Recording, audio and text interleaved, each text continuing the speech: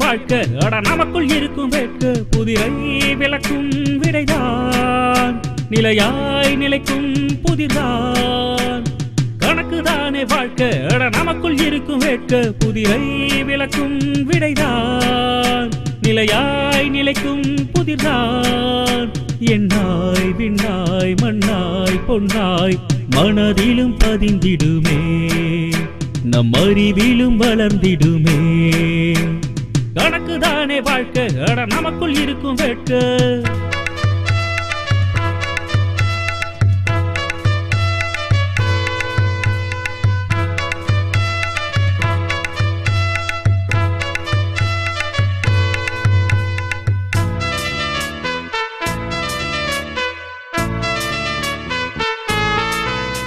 ஒன்றாய் இரண்டாய் வென்றாய் நின்றாய் வாழ்வை வளர்த்திடுமே நன்னறத்திலும் சிறந்திடுமே கணக்குதானே வாழ்க்கை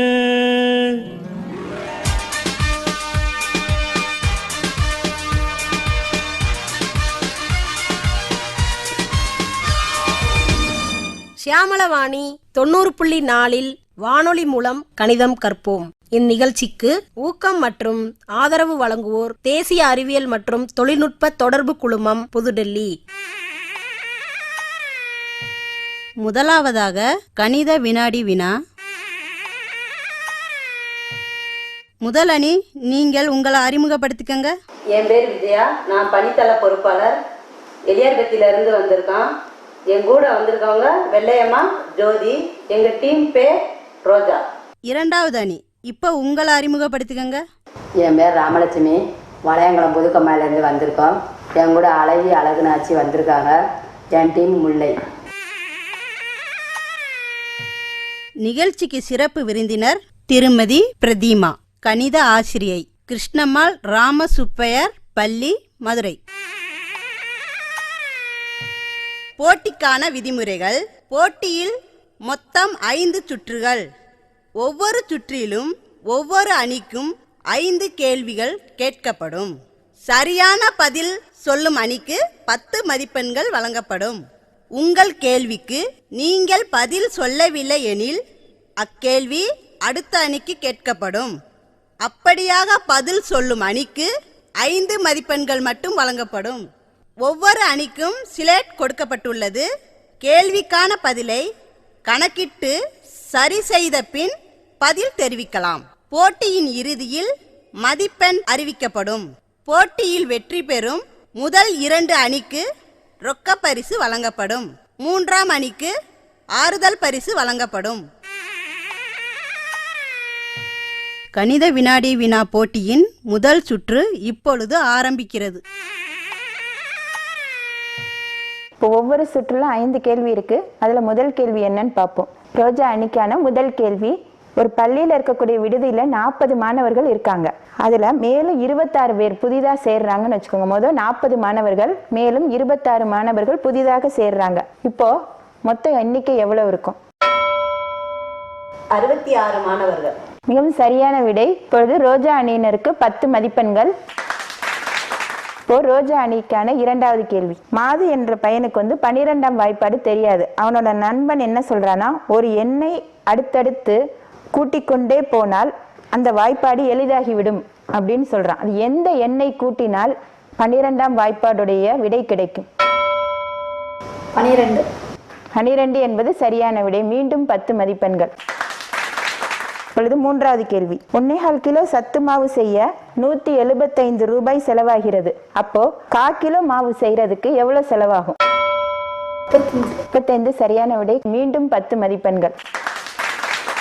4வது கேள்வி. ஒரு சட்டையில இருக்க அழுக்கு நீங்கிறதுக்கு 1.5 நிமிடம் அதை தேய்ச்சி துவைக்கணும். அதே போல 6 சட்டையில உள்ள அழுக்கு நீங்கிறதுக்கு எவ்வளவு நிமிடங்கள் நம்ம தேய்த்து துவைக்க வேண்டும்? 9 நிமிடம். 9 நிமிடங்கள் என்பது சரியான விடை. மீண்டும் 10 மதிப்பெண்கள். இந்த சுற்றில் உங்களுடைய கடைசி கேள்வி. ஒரு நாளைக்கு அந்த ஊர்ல 12 ரயில்கள் வந்து போகிறது எனில் 5 நாளைக்கு எத்தனை ரயில்கள் வந்து போகும்? 60 ரயில்கள் வந்து போகின்றன. சரியான விடை. மீண்டும் 10 மதிப்பெண்கள். இப்பொழுது உங்கள் சுற்று முடிவடைந்தது. முதல் சுற்றுக்கான கேள்வி. தயாரா இருக்கீங்களா? ஒரு மூட்டையில 15 விறகு துண்டுகள் இருக்கு, மற்றும் ஒரு மூட்டையில் 12 விறகு துண்டுகள் இருக்கு. அப்ப மொத்தம் எத்தனை விறகு துண்டுகள் இருக்கும் இரண்டு மூட்டையிலும் சேர்த்து? 27 மூட்டைகள். சரியான விடை. உங்களுக்கு 10 மதிப்பெண்கள். ஒரு மாட்டு வண்டியில 50 கிலோ எடை உள்ள சுமை இருக்குன்னு வச்சுக்குவோம். அதுல பாதி சுமையை இறக்கிட்டாங்க. அப்ப மீதி சுமை எவ்வளவு? 25 கிலோ. 25 கிலோ. சரியான விடை. உங்களுக்கு 10 மதிப்பெண்கள்.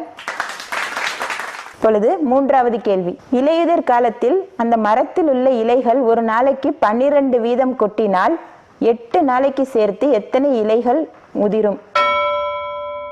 96 இலைகள். மிகவும் சரிமா. மீண்டும் 10 மதிப்பெண்கள் முல்லை அணிக்கு. இப்பொழுது நான்காவது கேள்வி.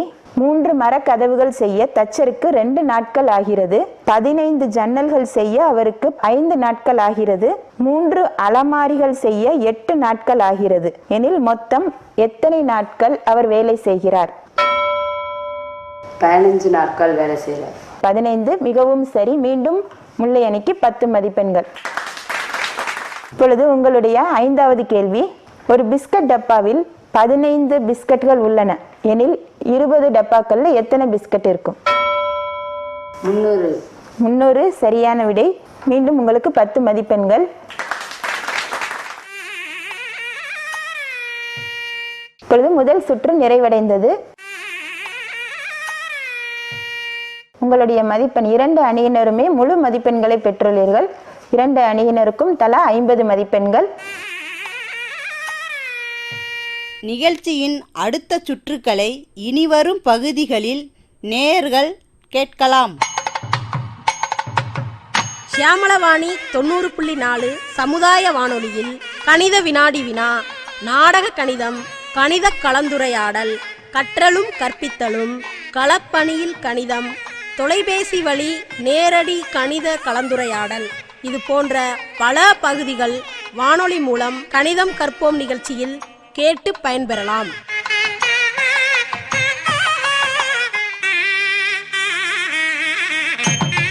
வானொலி மூலம் கணிதம் கற்போம் நிகழ்ச்சியினை 90.4 சியாமளாவாணி அலைவரிசையிலும் www.சியாமளாவாணி.in என்ற இணையதள முகவரியிலும் நேர்கள் கேட்டு பயன்பெறலாம்.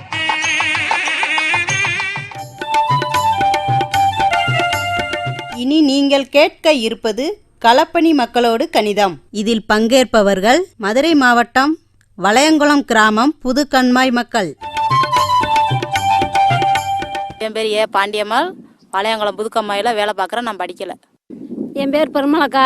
என் பேர் சீனியம்மா, படிக்கலை. என் பேர் கே மகேஸ்வரி, 8ஆம் வகுப்பு படிச்சிருக்கேன். என் பேர் மாரி, நான் படிக்கலை. என் பேர் ராக்கம்மாள், நான் படிக்கலை. என் பேர் சின்ன பொண்ணு, நான் படிக்கலை.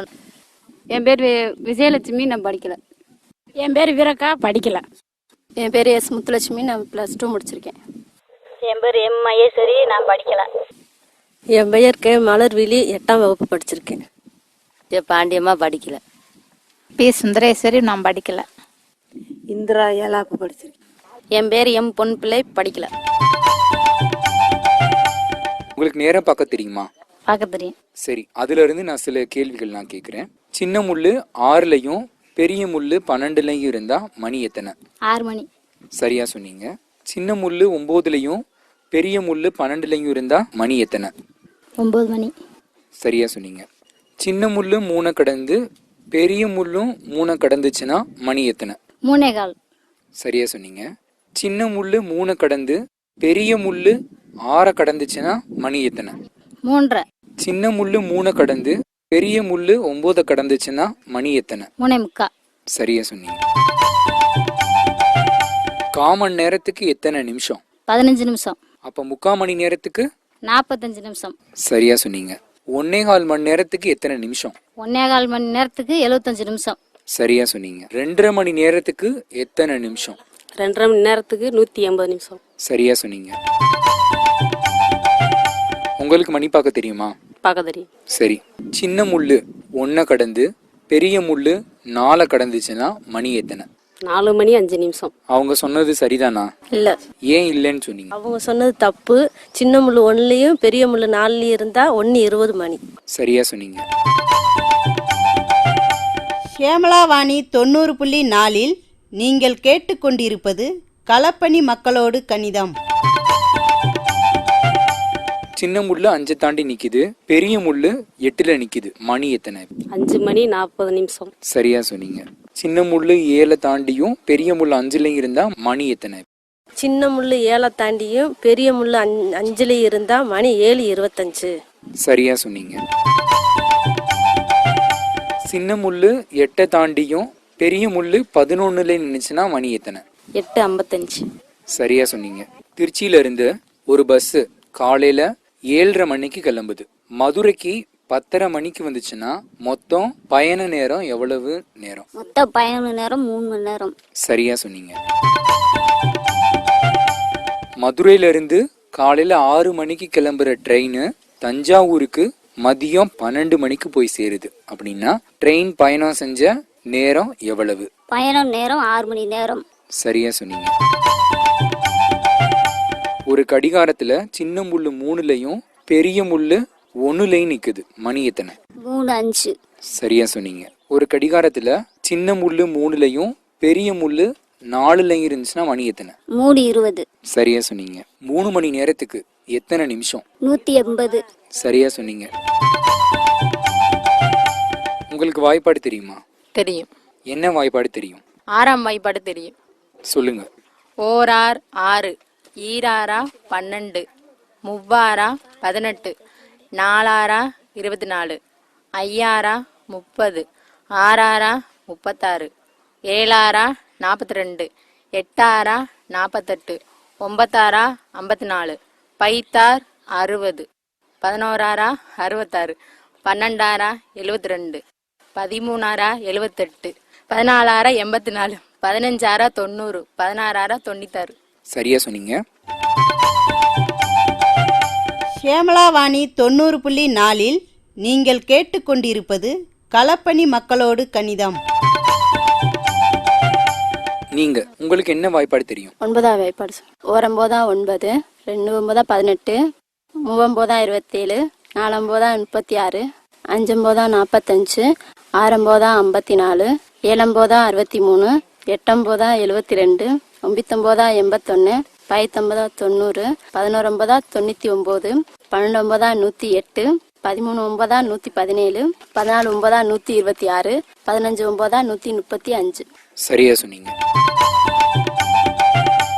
8ஆம் வாய்ப்பாடு சொல்றேன். 1 8 2 8 16, 3 8 24, 4 8 32, 5 8 40, 6 8 48, 7 8 56, 8 8 64, 9 8 72, 10 8 80. சரியா சொன்னீங்க. இதுவரையும் இந்த நிகழ்ச்சியில பங்கேற்று கேள்விகளுக்கு பதில் சொன்ன எல்லாருக்கும் வாழ்த்துக்கள் மற்றும் நன்றிகள். இதுவரை நீங்கள் கேட்டது களப்பணி மக்களோடு கணிதம். இதில் பங்கேற்றவர்கள் மதுரை மாவட்டம் வளையங்குளம் கிராமம் புதுக்கண்மாய் மக்கள்.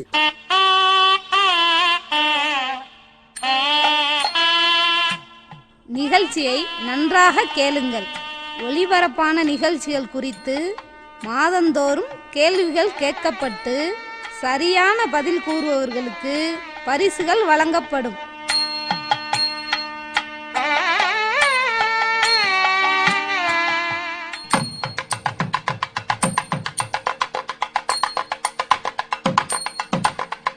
வானொலி மூலம் கணிதம் கற்போம் நிகழ்ச்சிகளை www.i-radiolive.com என்ற இணையதளத்தில் நேர்கள் நிகழ்ச்சிகளை எப்பொழுது வேண்டுமானாலும் பதிவிறக்கம் செய்து கேட்டு பயன்பெறலாம்.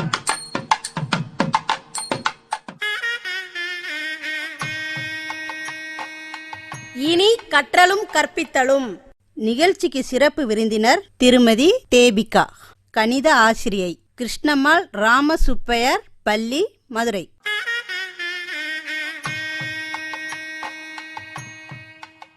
இதில் பங்கேற்பவர்கள்: வணக்கம், என் பேர் விஜயா, இளையார்பத்தியிலேருந்து வந்திருக்கோம். என் கூட வந்திருக்கோங்க கலையரசி, கணக்கு கற்றுக்கிறதுக்காக வந்திருக்கோம்.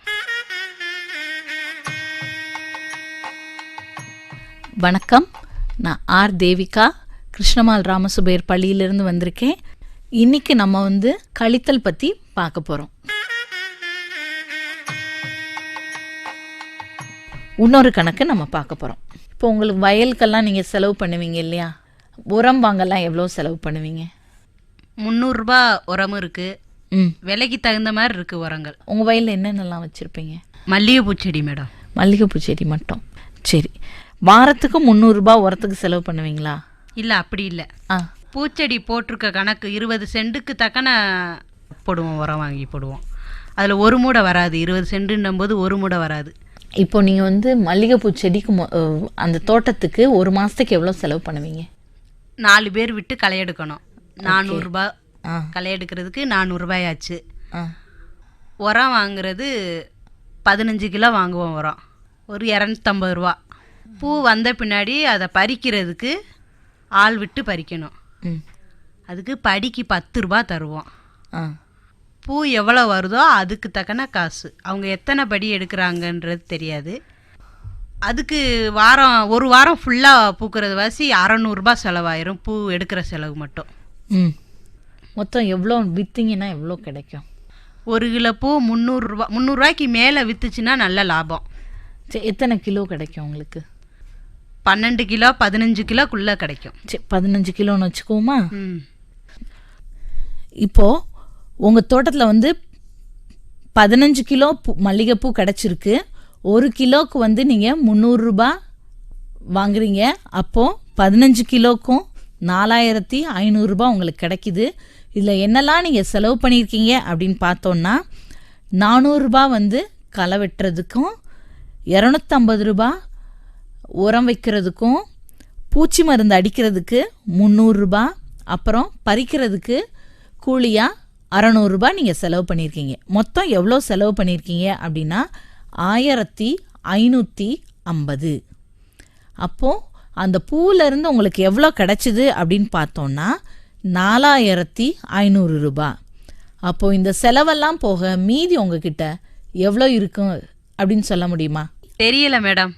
இப்போது 1 கிலோ பூ 300 ரூபா, மொத்தம் 15 கிலோ அப்படின்னா 4500 ரூபா உங்களுக்கு பூவிலேருந்து கிடைக்கிது. ஆனால் நீங்கள் அதுக்கு செலவு பண்ணதெல்லாம் எவ்வளோ அப்படின்னு பார்த்தோன்னா 400 ரூபா, அடுத்து 250 ரூபா, அடுத்து 300 ரூபா, மறுபடியும் ஒரு 600 ரூபா செலவு பண்ணியிருக்கீங்க.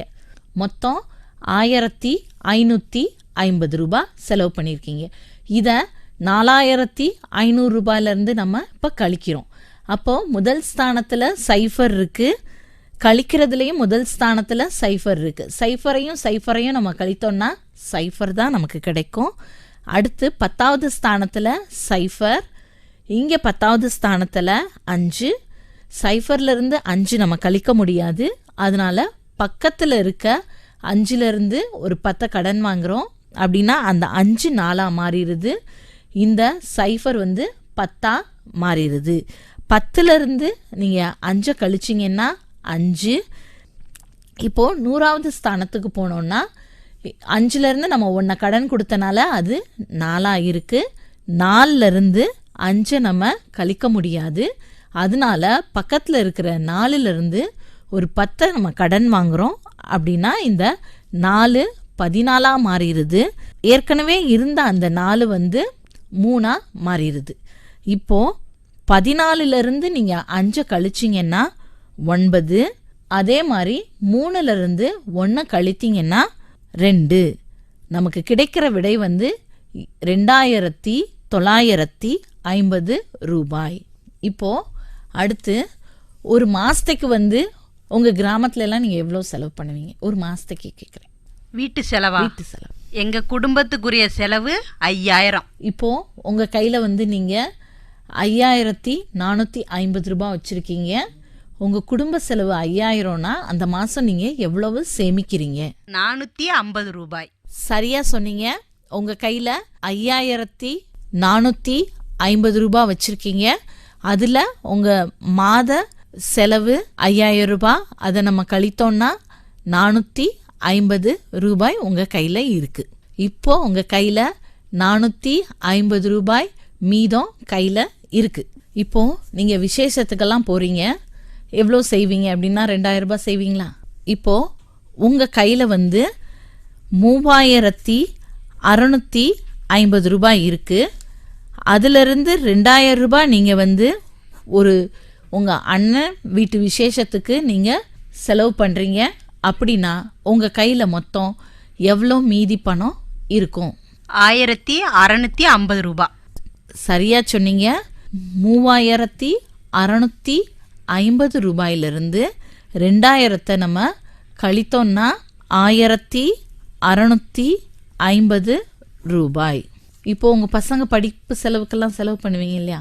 ஆமா, பண்ணுவீங்க. மாசம் 750 ரூபா செலவாகும். வீட்டு வாடகை 500 ரூபாய். உங்க ஏரியால வீட்டு வாடகை 500 ரூபாய். உங்க பசங்களுக்கு நீங்க மாதம் கல்வி செலவுக்காக வேண்டி நீங்க ஒதுக்கி வச்சிருக்கிறது 750 ரூபாய். அப்படின்னா ரெண்டையும் இப்போ நம்ம கூட்டினோன்னா 1250 ரூபாய். இப்போ உங்க கையில 1400 ரூபாய் இருக்கு. அதிலிருந்து இந்த 1250 ரூபாய் கழிச்சோன்னா எவ்வளோ கிடைக்கும்?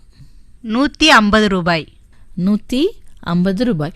1400 ரூபாயிலிருந்து 1250 ரூபாயை நம்ம கழித்தோம்னா நமக்கு கிடைக்கிற மீதி பணம் கையில் எவ்வளோ இருக்கு அப்படின்னு பார்த்தோம்னா 150 ரூபாய் மீதி உங்கள் கையில் இருக்கு. கழித்தல்னா இதுதான். இப்போ பெரிய எண்ணிலிருந்து சின்ன எண்ணை கழிக்கிறது ரொம்ப ஈஸி. அதே இது சின்ன எண்ணிலிருந்து பெரிய எண்ணை நம்மளால் கழிக்க முடியாது. அந்த மாதிரி சமயத்தில் பக்கத்தில் எந்த எண் இருக்கோ அதிலிருந்து நம்ம கடன் வாங்கி அந்த எண்ணை பெரிய எண்ணை ஆக்கி நம்ம கழிக்கிறோம். இப்போ என்கிட்ட 175 ரூபாய் இருக்கு. நான் எலியார்பத்திக்கு வந்துட்டு மறுபடியும் பெரியாருக்கு போகிறேன். பஸ் டிக்கெட் வர்றதுக்கு 15 ரூபாய், போகிறதுக்கு 15 ரூபாய். மொத்தம் எனக்கு 30 ரூபாய் செலவாகுது. அப்போ மீதி என்னடா எவ்வளோ இருக்கு அப்படின்னு பார்த்தோம்னா 145 ரூபாய். இந்த கழித்தல் பெரிய நம்பர்லேருந்து சின்ன நம்பரை கழிக்கிறது உங்களுக்கு புரிஞ்சுதா? நல்லாவே புரிஞ்சது. அடுத்து கடன் வாங்கி கழிக்கிறதும் புரிஞ்சுதா? புரிஞ்சது. ரொம்ப நன்றி.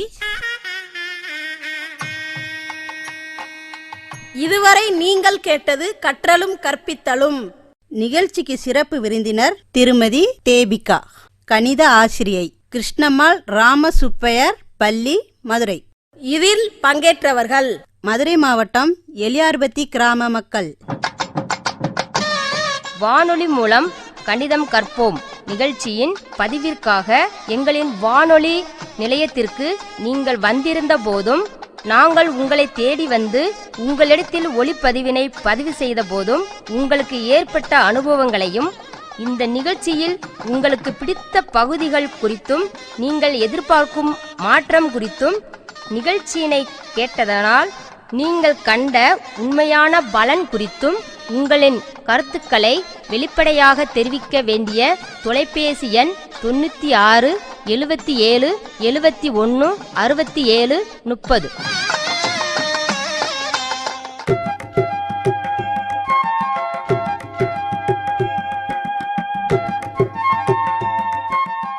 வானொலி மூலம் கணிதம் கற்போம் நிகழ்ச்சியில் இனி வருவது மனதின் குரல். இன்றைய மனதின் குரல் பகுதியில் எலியார்பத்தி விஜயா.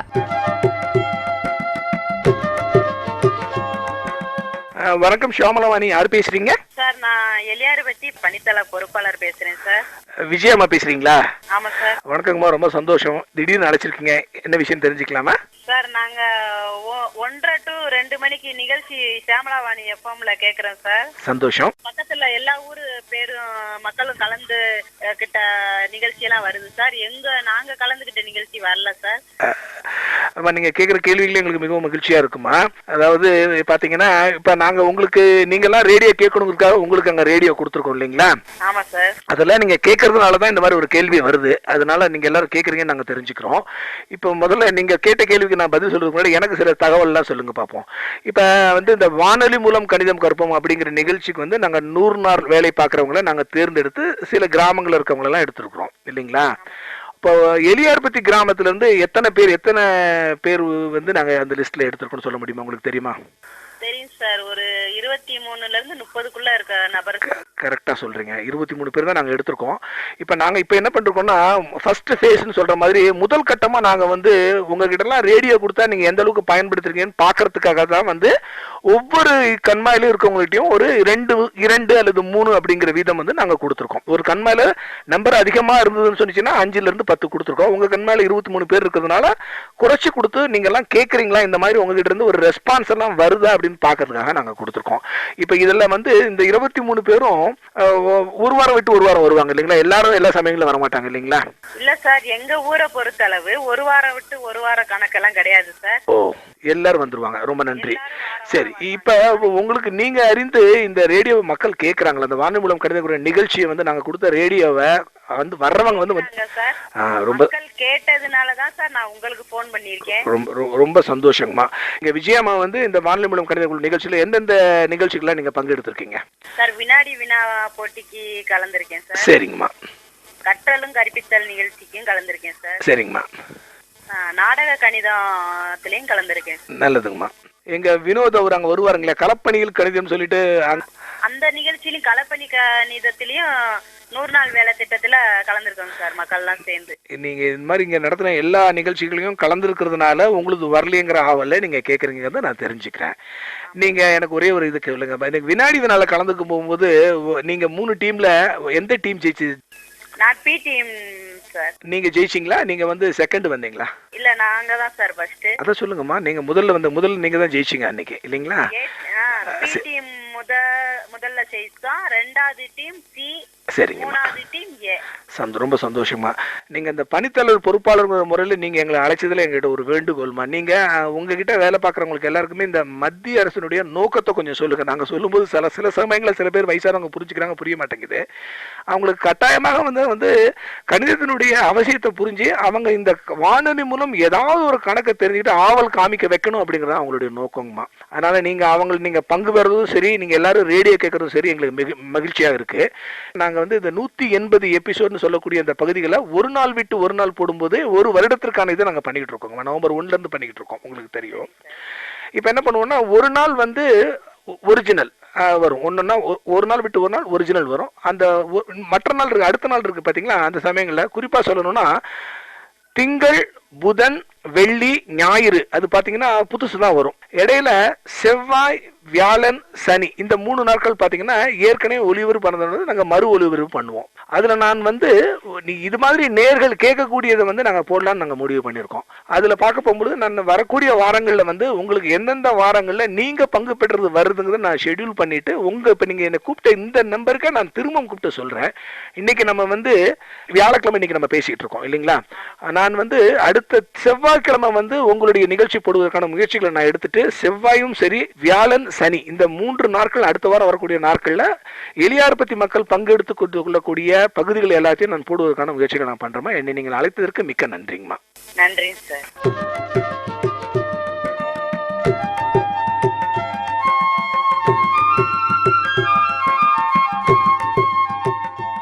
நேயர்கள் இதுவரை கேட்டது மனதின் குரல். இன்றைய மனதின் குரல் பகுதியில் பங்கேற்றவர் எலியார்பத்தி விஜயா.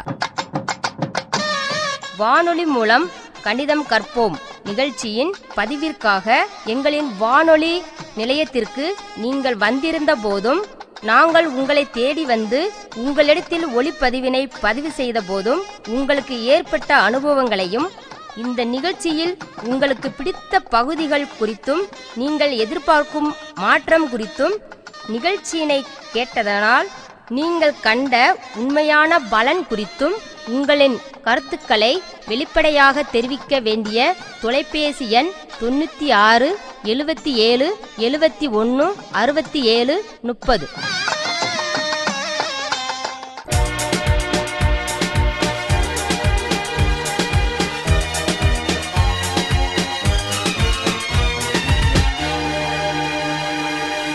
ஷியாமளவாணி 90.4 சமுதாய வானொலியில் இதுவரை நீங்கள் கேட்டது வானொலி மூலம் கணிதம் கற்போம். இந்நிகழ்ச்சிக்கு ஊக்கம் மற்றும் ஆதரவு வழங்கியோர் தேசிய அறிவியல் மற்றும் தொழில்நுட்ப தொடர்பு குழுமம், புதுடெல்லி.